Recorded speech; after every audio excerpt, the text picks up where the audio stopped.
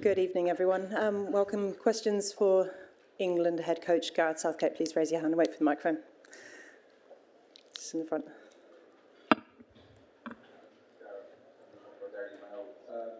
Obviously, a difficult night. Can you sum up your emotions?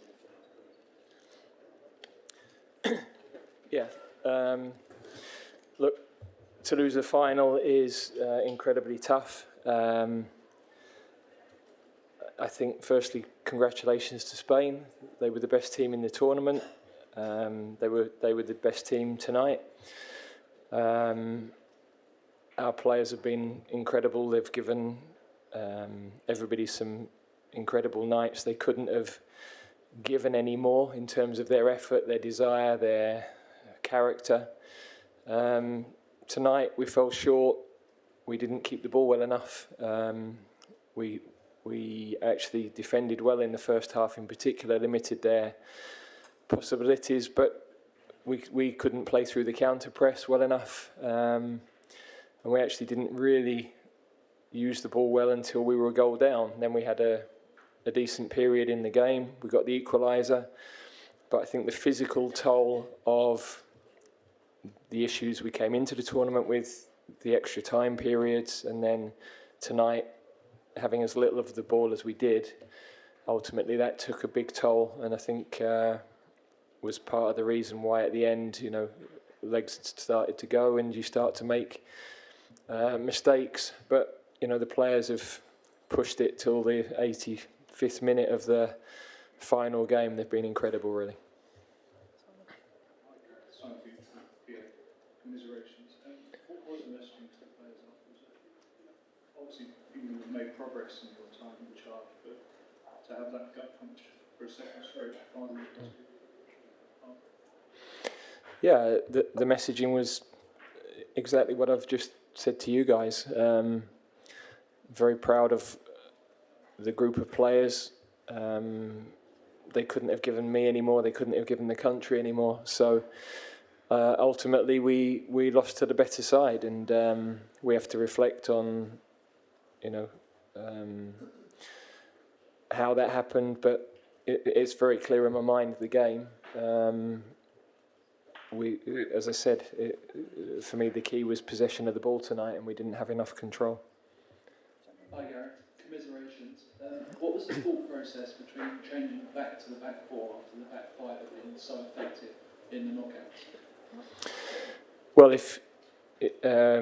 if you look at Spain, they play wingers wide on the touchline and a number 9. So you can't play 3 against 3 at the back. It's too far.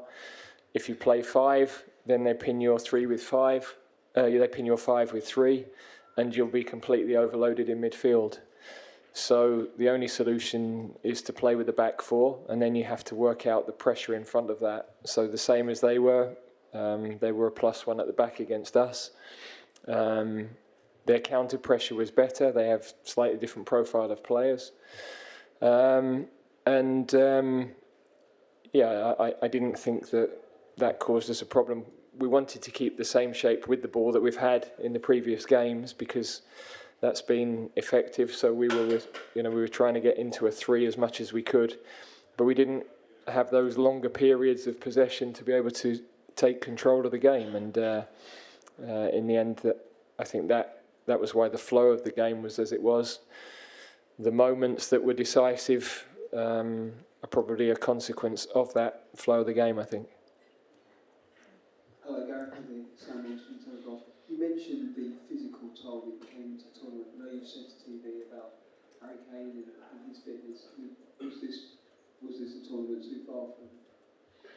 Well, not a tournament too far, but I think so many of our players came in to the camp having missed the end of the season.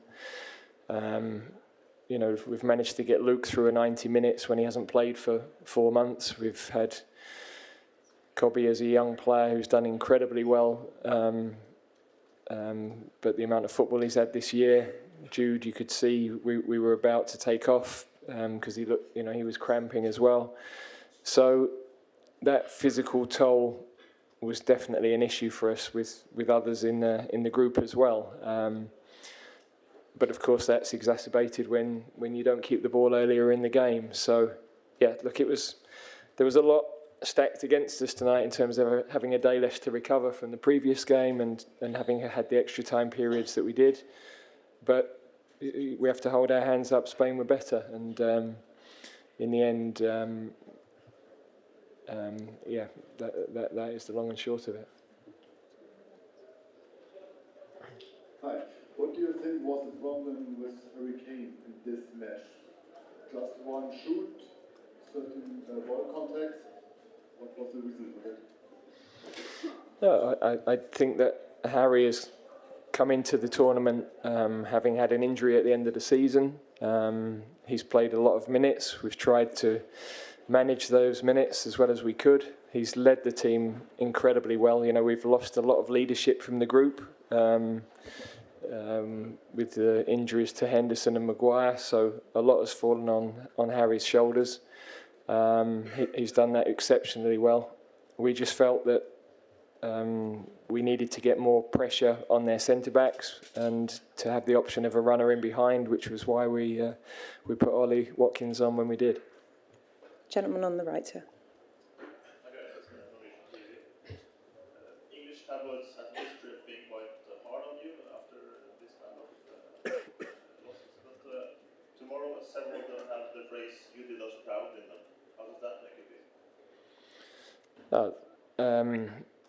Look, I think the team have done the country proud. They've reached the first final in away from England. A second final in 2 tournaments is incredible, really. They've played 14 matches in the European Championships, the last 2 European Championships, and we've lost in the last 5 minutes of the 14th game. We weren't beaten other than in penalties in that period. It's an incredible run. So, but at the moment, yeah, I have to say, in my head, none of that matters because we had an opportunity to win and we haven't been able to take it. Last 3 questions in the middle here. Hi, Gareth here.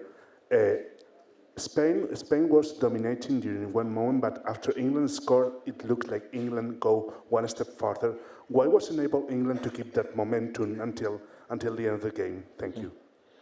It's a good question. There was one moment where we actually had a throw-in in their third of the pitch, and we definitely had an opportunity to keep the ball in that area of the pitch, and we played backwards and out of the pressure, and then there was a long period after that where we didn't get the ball again. So there was a turning point, if you like, within that.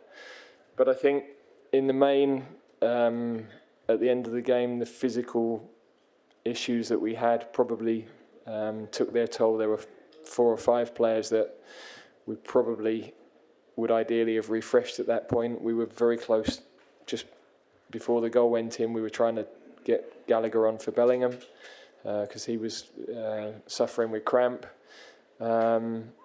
So, as I said, in the end, I don't think we had the energy, and that was because of all the factors I've already mentioned. Gentleman in the middle. I'm Mr. Italia Sports China. In 2006, you played your last game with Middlesbrough and started your coaching career. In 2016, you started journey with the England national team. What does this journey of 8 years mean to you personally? And we will see you also in North America in 2026. Thank you. Well, look, it's hard to reflect so soon after a defeat like this. Of course, to take England to 2 finals has never been done, but yeah, we came here to win, and we haven't been able to do that. Last question. Hi, Gareth. Kieran Canning from AFP. Just a bit on that last question. You know, does this? I know it's very raw at the moment, but does this sort of give you extra fire to think you're so close to keep going and you could go over the line and win a World Cup or Euros in 2 or 4 years' time? Yeah, look, I think that's not. I totally understand the question and understand you need to ask it, but I need to have those conversations with important people behind the scenes, and I'm obviously not going to discuss that publicly first.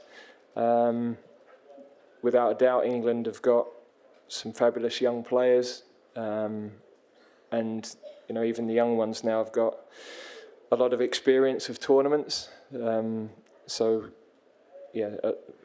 Many of this squad are going to be around in 2, 4, 6 years, 8 years' time, and